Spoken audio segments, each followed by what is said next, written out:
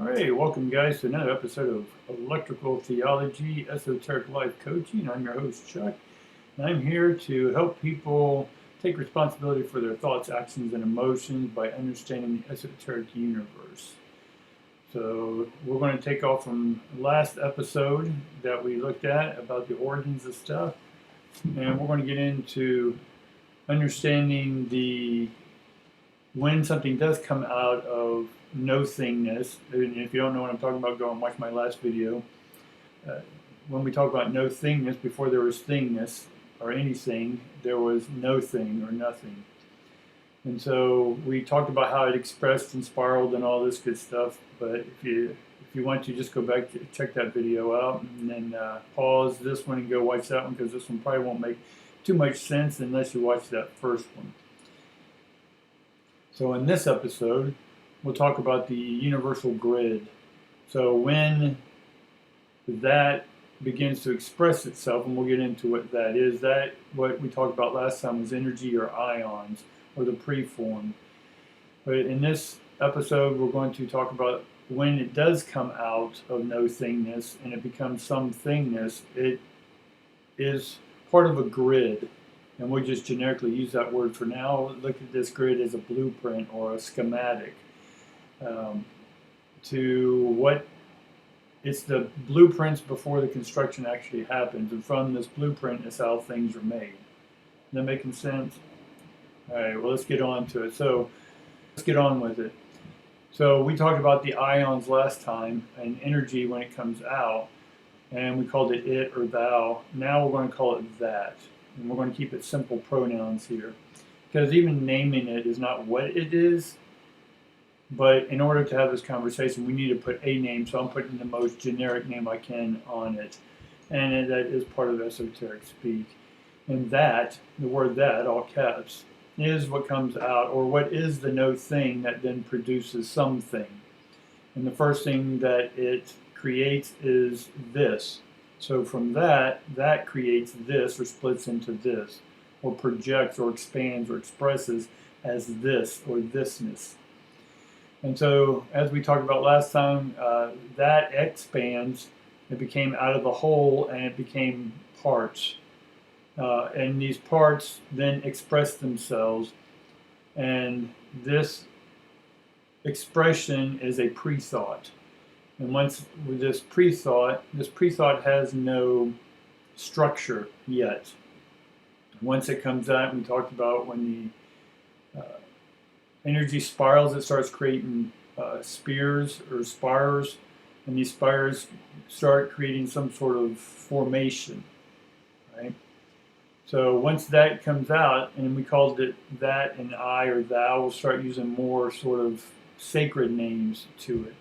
Because if you ever blame or fault someone else for something, always put the I statement in front of it. And when you say, instead of blaming someone, say, well, I did this, then that's going to help you reflect and take responsibility for those thoughts and actions and emotions that come out of your thoughts, because you're creating those thoughts. And why is it that that's important? Is because we don't really know anyone else until we know that part of ourselves. Once we know that part of ourselves, then we understand that that which is in us is also in them that we're blaming. So if we're blaming them, we're just blaming ourselves. Making sense now? So with these little diagrams I have over here with a little plus sign, these plus signs are really, we have at the beginning, we have no thingness.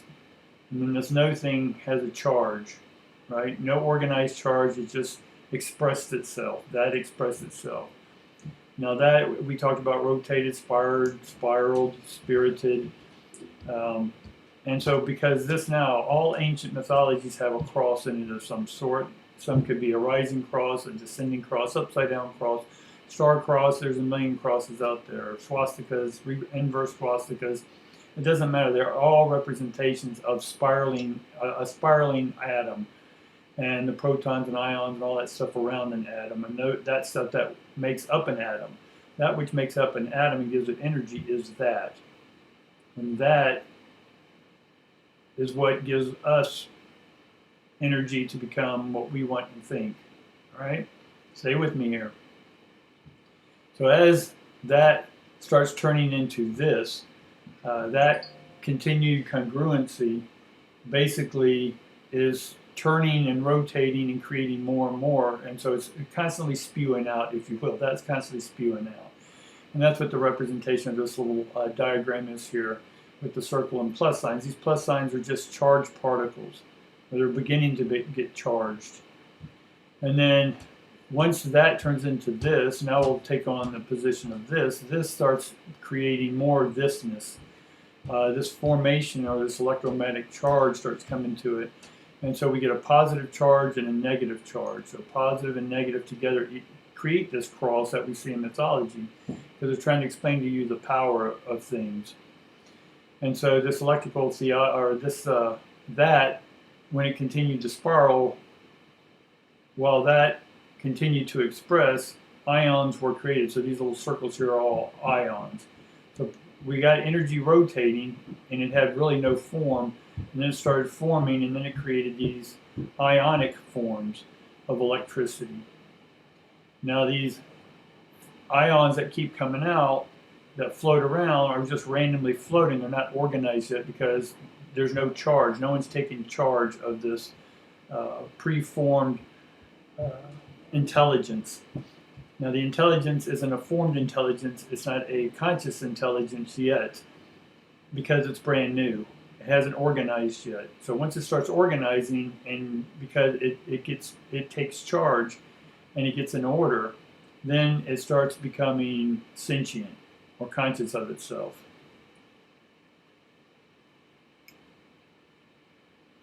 So the next stage after this is Shambhala. And Shambhala in mythology is a place of peace, a place of rest, a place of curing, healing, whatever you want to call this, but it's a place of peace.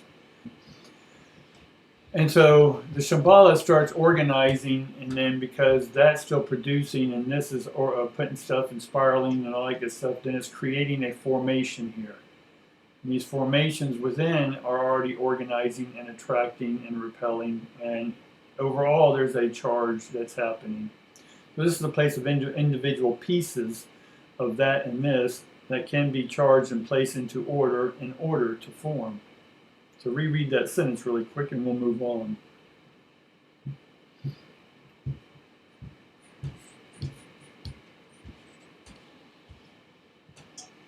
And once we go forward, we end up with the hierarchy.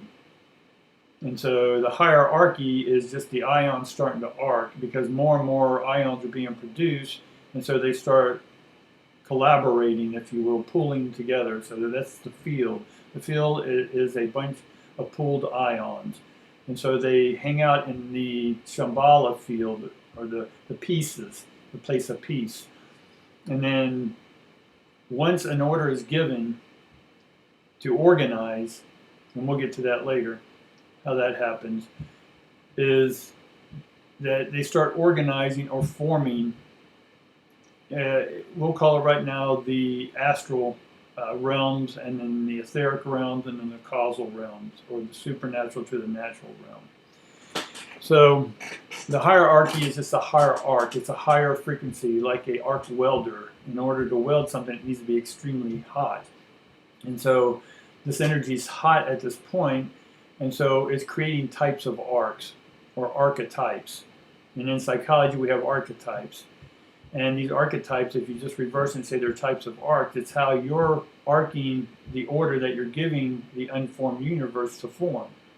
And so you're responsible for the formation of your thoughts. And if your thoughts are coming in and are coming out that are causing what you don't want, then you have to go back to the original thought and change that order, and then take charge of that thought, and that gives the particles charge.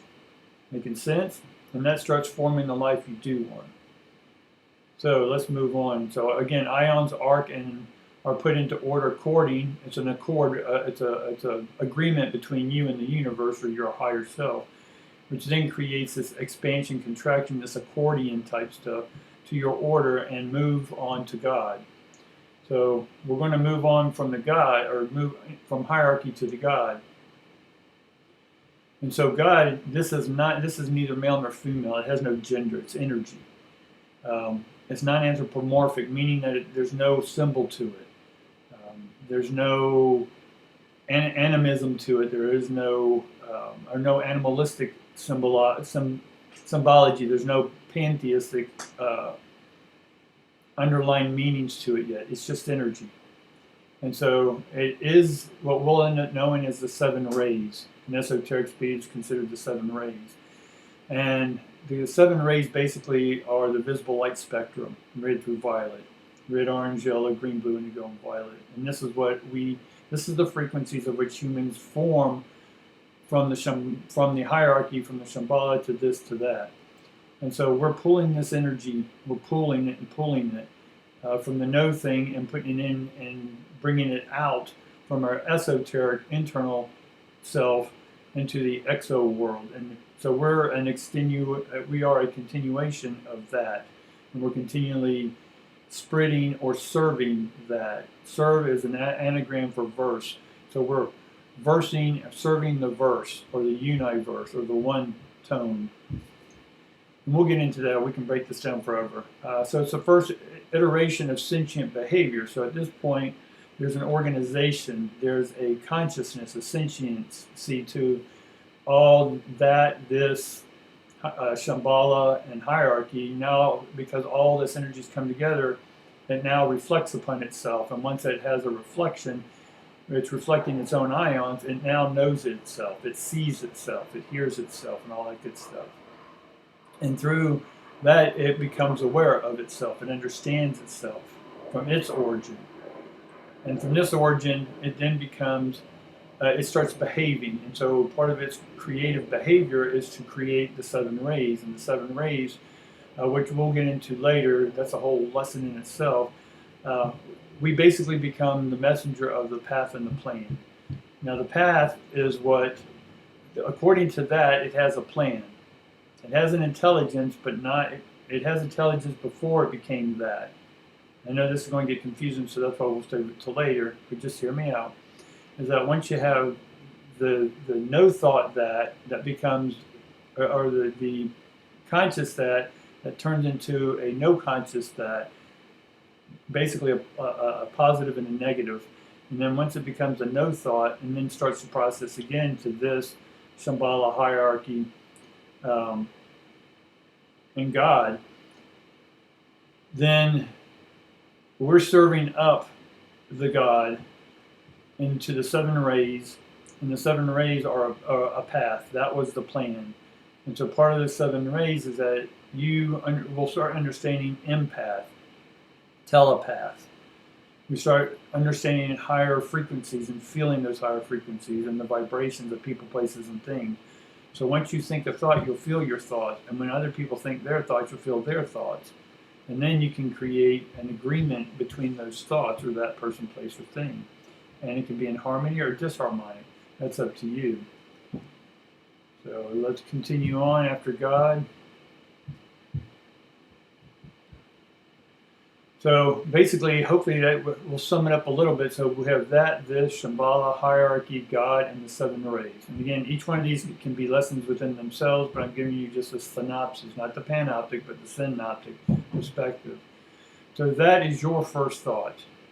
How you interpret that first thought is on you. What happened to you may not be in your, it's an outside influence. We'll call it that for now. It's an outside. We're not blaming or faulting it. We're just calling it an outside influence, an outside impression. There's pressure coming from other ions that aren't part of your centrifugal force. It's someone else's centrifugal force that's on a different wavelength than yours. And so those two come together and they create friction or harmony. So for right now, when we have an impression or ions being pressed upon us, we're going to call that an outside interference. But that how you react or respond to the outside impression is on you. How those ions from other things outside of you are impressing upon you, the thought that you give it is on you and you alone. Now, how you interpret that thought is on you. How you define and give that thought meaning is on you, and how you're going to give it meaning is based upon your own traditional, tribal, societal upbringing and the educational system and the institutions you've been part of. Nothing wrong or right about these, but that's our default system. So part of the esoteric way is to start learning your own self from within. And then our internal representation becomes our external representation. Our eso becomes exo. And so how you define what your experience is on you again. You're defining that. And so because of that, you're giving your life meaning. And that meaning then leads to a behavior. And that behavior leads to a habit. And that habit then leads to an outcome. And so the outcome is how you told God, hierarchy, Shambhala, this and that to form. You formed those thoughts. No one else formed them. No one else formed them but you. So as you form your thoughts, start thinking, why are you thinking that thought? How is it serving you? For what purpose? If you're blaming or faulting, put the I statement in front of it. And that way, when you connect with the I, you connect with the thou, you connect with the that. All right? That'll about do it for this week, guys. Appreciate you hanging in. Like, subscribe, hit the notification bell if this is what you like, and look forward to my next video, and I appreciate you hanging out with me. See ya.